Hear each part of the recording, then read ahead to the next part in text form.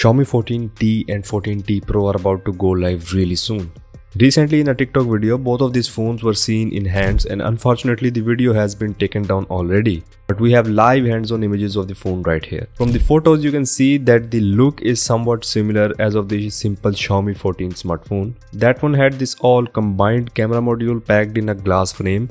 But the Xiaomi 14T and 14T Pro actually have separate camera sensors. So basically both of them are packing 3 camera sensors in this square camera module bump. The fourth one is LED actually, and as it can be seen the word Leica is mentioned, so of course we're gonna see some best Leica camera technology in here. The rear side of the phone looks flat, but it's really hard to tell from these photos if it's actually flat or rounded from sides. Even we can't tell which one is Pro or which one is vanilla variant, because as per the specs which were leaked back in August, both of these devices are having same display sizes.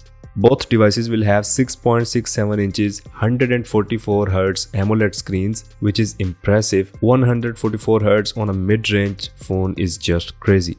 Xiaomi 14T will have 50 megapixel telephoto and a 12 megapixel ultra wide angle lens, while 14T Pro will also have same cameras, but main camera on 14T Pro will be 1 by 1.31 inches Light Fusion 900 sensor. We don't know the exact resolution for now. Both phones will pack a 32 megapixel selfie shooter in a center punch hole. Talking about the processors, then Xiaomi 14T will come with MediaTek Dimensity 8300 Ultra, while 14T Pro will equip Dimensity 9300 Plus, which is not really the latest chipset from MediaTek, but the Dimensity 9400 is the latest one.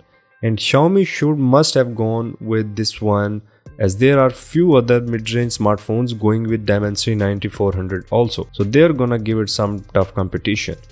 As far as the battery is concerned, both of them will have a huge 5000 mAh of battery.